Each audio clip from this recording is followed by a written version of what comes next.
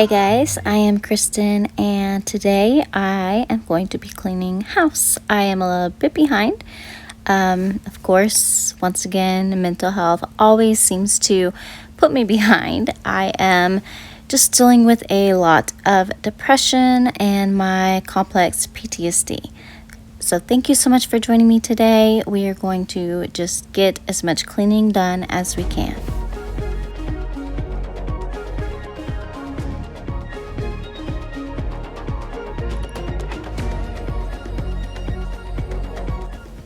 If you guys would like to put this on and clean with me, that would be fantastic. My goal is to motivate myself and hopefully you guys to just get things done, because sometimes it is really hard, especially when you're fighting with your mental health.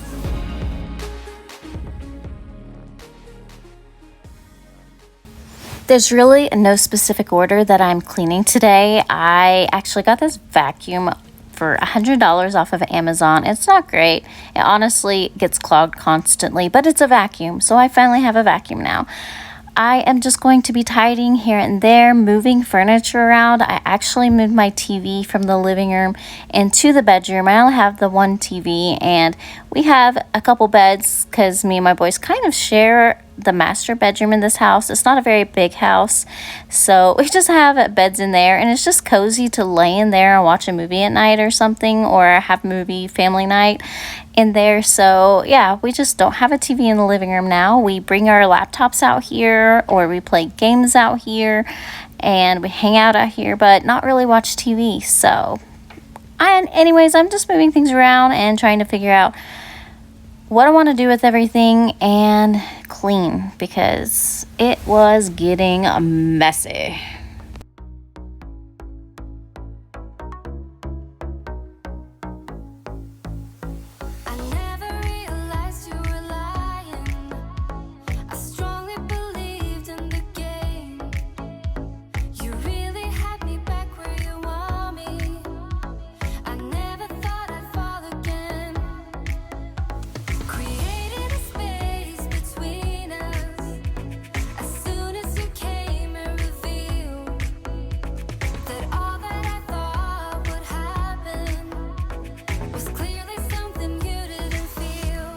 Okay, this might be hard for me to talk about, but I'm going to try my best. Some of you guys have been asking me some really hard questions that has been really hard for me to answer, and sometimes those questions make it hard for me to film and put videos up. However, I understand why you're asking them, because I mean, they're legit questions that you guys are curious about, and that's okay, because I would be curious too if I was watching someone and whatever happened to me happened.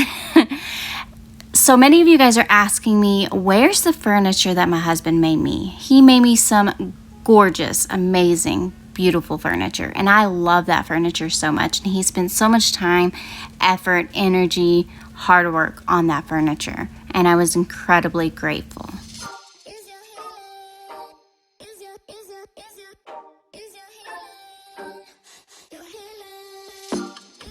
The furniture is over at his house. Like I mentioned in my last video, we are separated. We separated in October of last year. We have been on and off trying to make the marriage work, but there's just a lot there that was kind of behind the scenes, especially during that time that, that furniture was being made. Neither of us were really in a healthy place, and I was dealing with a lot of anxiety, depression. My PTSD was getting really bad, and it's hard. So that furniture reminds me of the things that I was going through during that time. It causes me to have flashbacks. I love the furniture. It's beautiful, and he would allow me to take any piece that I wanted.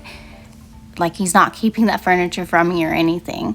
When I moved into this house, it was at a time that I felt desperate to find myself, because I had lost myself in that marriage, in my first marriage, because if you guys don't know, well, I guess I did mention it in my previous videos, but I was married once before when I was 16, I got married, and I divorced him at 20.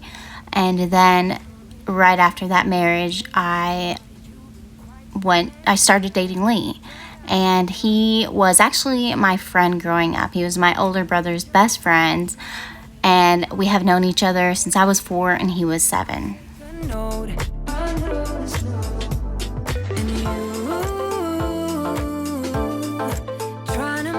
Okay, so here's a little bit of a story time for you guys. I am kind of sharing a bit of my story that I've kept hidden or quiet, or really I just disassociated from everything for such a long time. But funny history lesson of the life of Kristen.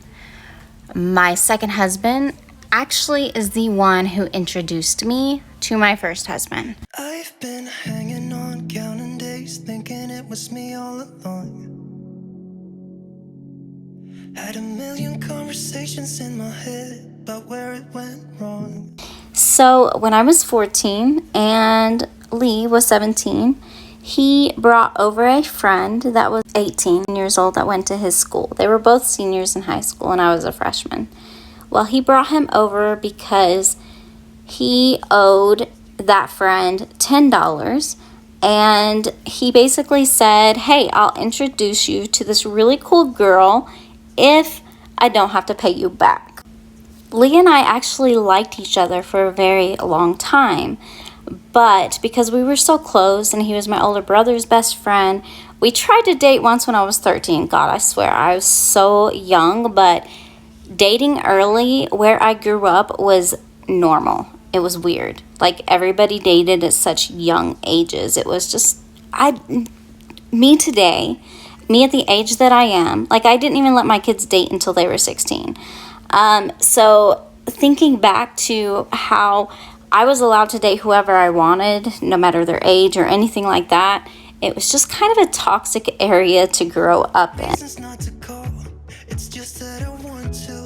So Lee had admitted to me when he was 16 that he liked me, and had for a little while. Yes, we were so young. I swear to God. Yeah, so at 13, him 16, we dated for about a week.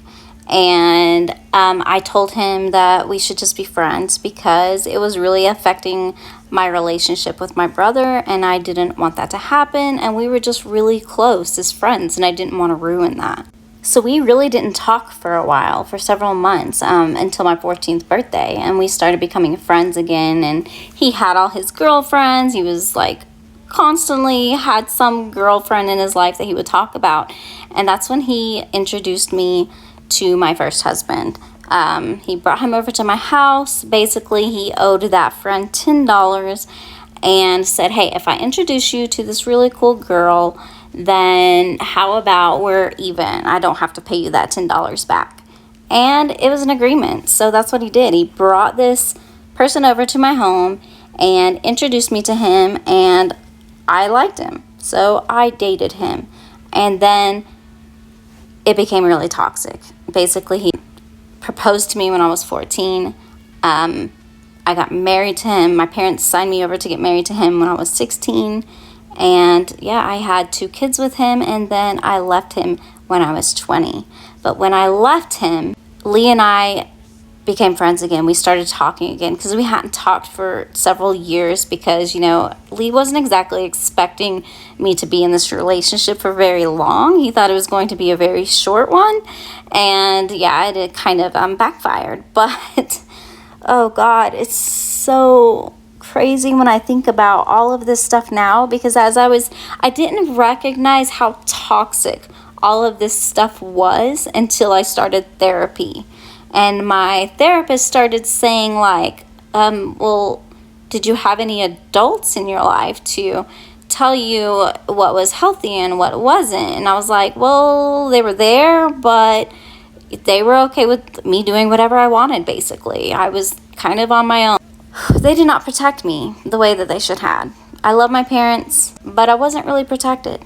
And I truly did not realize that until I was 38 years old. Like, how all of this stuff set me up to a life of living as a people pleaser, a neglecting myself and making everybody around me happy because I didn't feel like I deserved anything unless I was there for other people, unless I was supporting them, unless I was pleasing them. I also was raised in a religion where early marriage was acceptable. Like, girls were expected to get married at a super young age, so it was very normal, but it was very not okay, and I see that now today.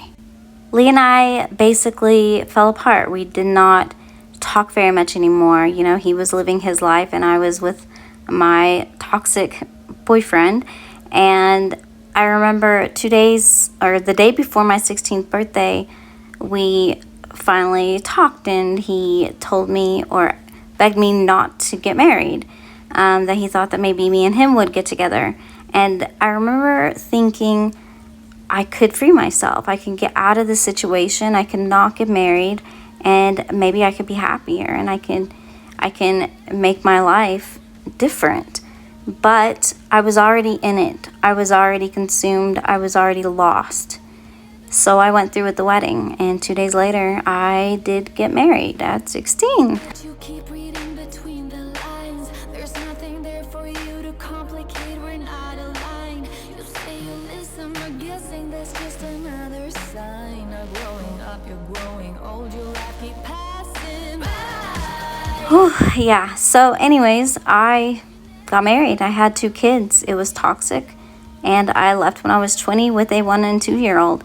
But right after I left, Lee and I finally started talking again. He was still hanging out with my brother, who I hadn't really been hanging out with. My brother, I hadn't been hanging out with anyone in my family because I was pretty much isolated. I was very much isolated because I was in a toxic environment. I can take it, I don't need a prize. Leave out the fact that I am up against 1,000 guys. My intuition efficient, cause I can use my mind. Don't try to tell me how it's done. You haven't done your time. So we started talking. He was there for me. He was there for me during the hard time that I was leaving that toxic situation, and he helped me through it. And yeah, I just fell madly in love with him during that time.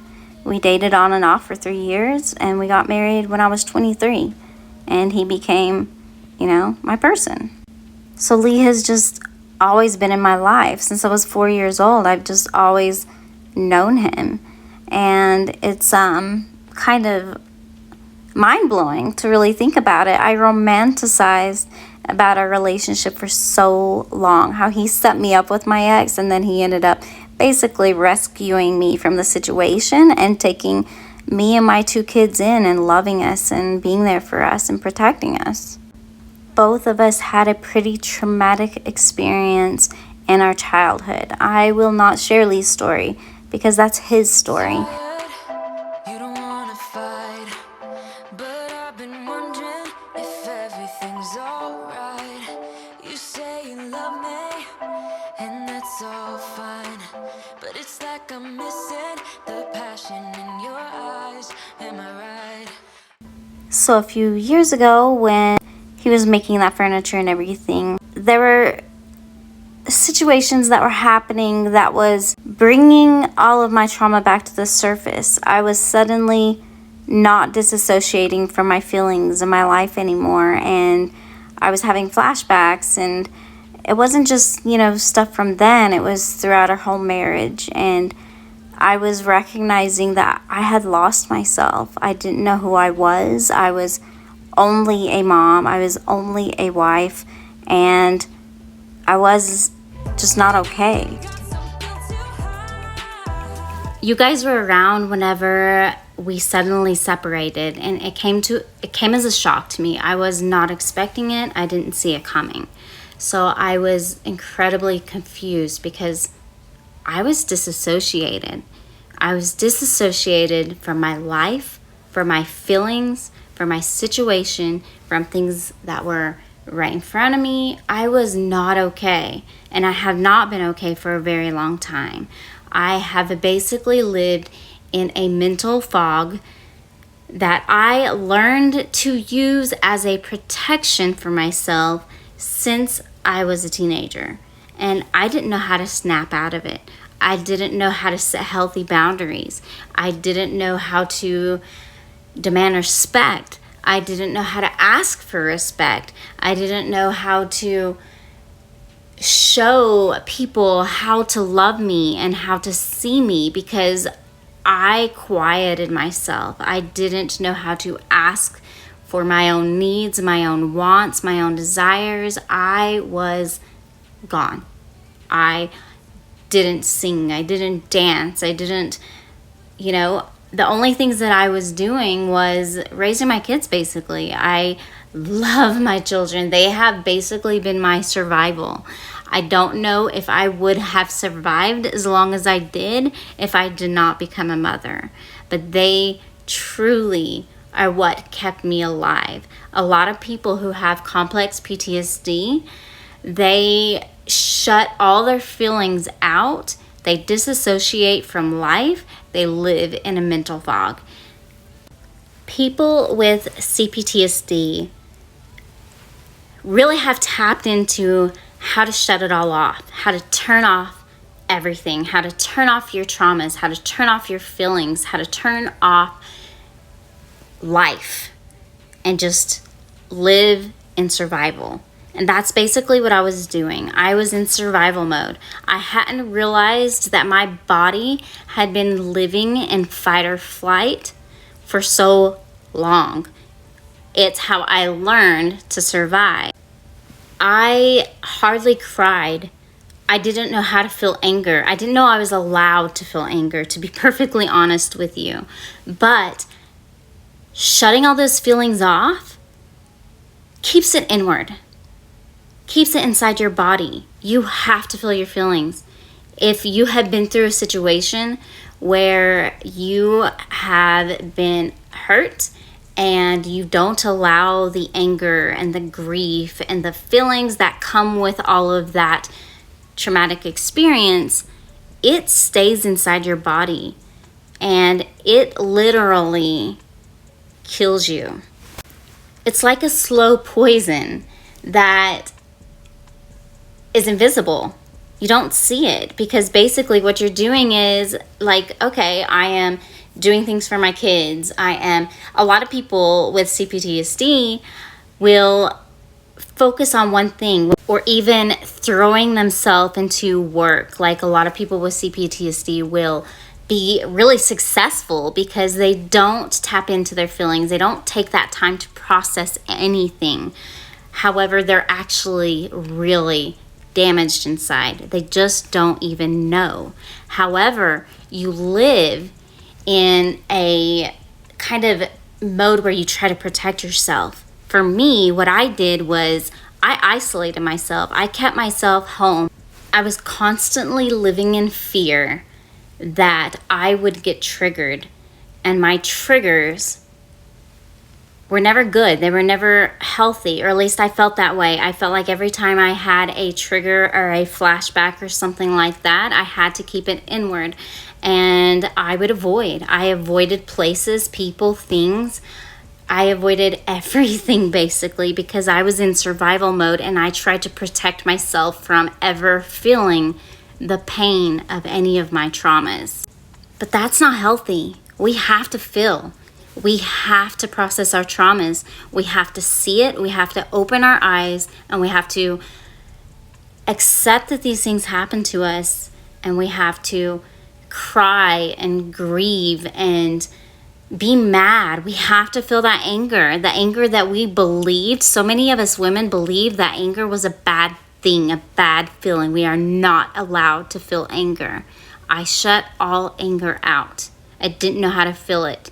I still don't know how to feel anger.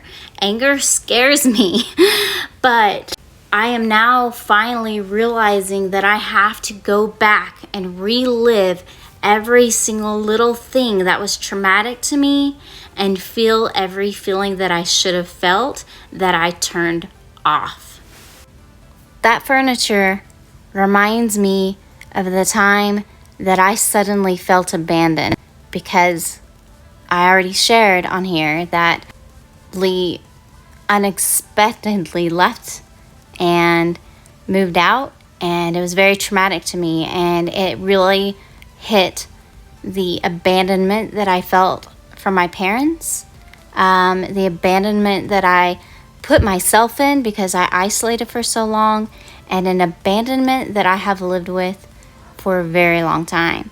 It really triggered that, and it really brought all of my traumas back to the surface.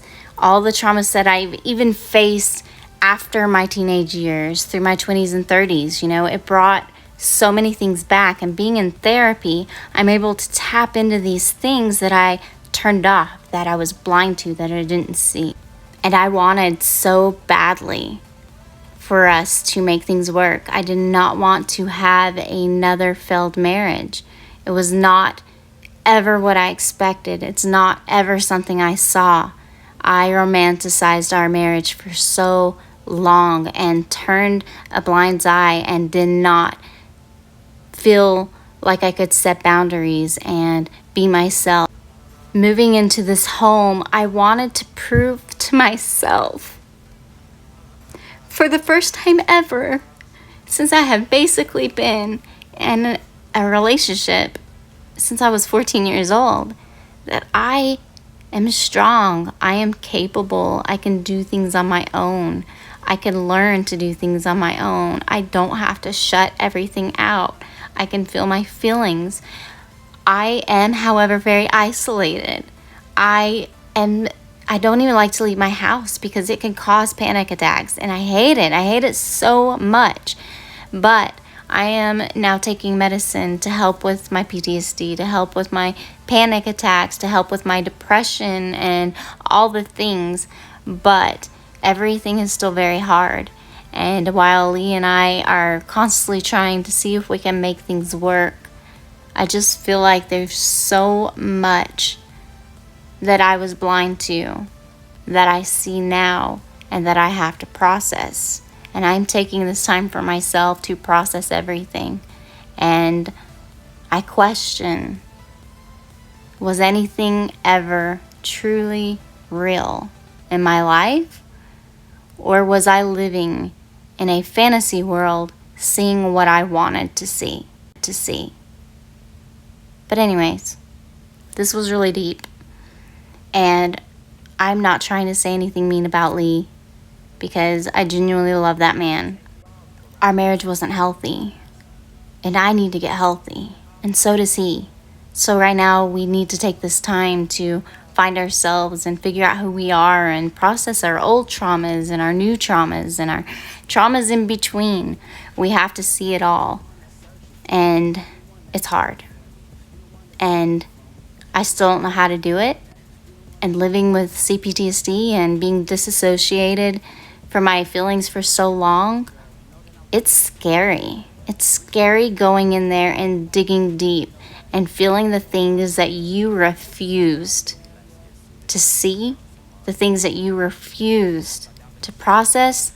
Here I am in my own little place, trying to figure out how to feel, trying to figure out how to stop the flashbacks. And it's a long process. I will be healing for the rest of my life because there's so much to process, because it's years and years and years and years and years of stuff that I turned off, that I just did not want to see. Anyways, thank you so much for joining me today. I know this was a bit deep, but I feel like I needed this video out so that I can keep posting, keep sharing my mental health. And I know I don't have to share my story on here. I just feel like you guys were there for me during a time that I was really struggling. And then I just kind of fell off the grid. And it's not what I wanted to do, because YouTube is the first thing that I've done for myself. That was just for me. Like being here, sharing my life. I hate cleaning. But I started sharing cleaning videos because I felt like it was the only thing I could do. It was the only thing I mean, I'm not even good at it. I'm terrible at cleaning. I mean, I realize now that I have ADHD and cleaning is just not a natural thing for me. I am not organized. I am very, like, all over the place, but I know I'm not alone on that. I know that there's other women out there, and I know that there's other women that are struggling with mental health, depression, PTSD, complex PTSD, and a lot of women don't even recognize it and don't see it, and they don't understand why they're so depressed, why they feel so alone. But I want to share a little bit, at least, of my story to let you know that you're not alone. There's so many of us out there who didn't understand, who have felt invisible but didn't understand why. And I'm hoping that just by sharing a little bit of my story, that you can recognize that we can heal, and we can grow, and we can thrive instead of just survive. Survival mode is not healthy. Survival mode has kept us stuck. But let's be done just surviving. Let's not live in our fight or flight or freeze or fawn modes anymore. No more. Let's see our truth. Let's grow together, and let's heal together. I love you guys so much. Thank you so much for being here for me and for worrying about me and seeing me, because honestly, I don't feel like I've ever had that, like friendships and anything. I don't feel like I've had that, but being here was my outlet, and I want it to be my outlet again. I have to find me, because I don't feel like I was allowed to be me. Thanks for watching. See you guys in the next one.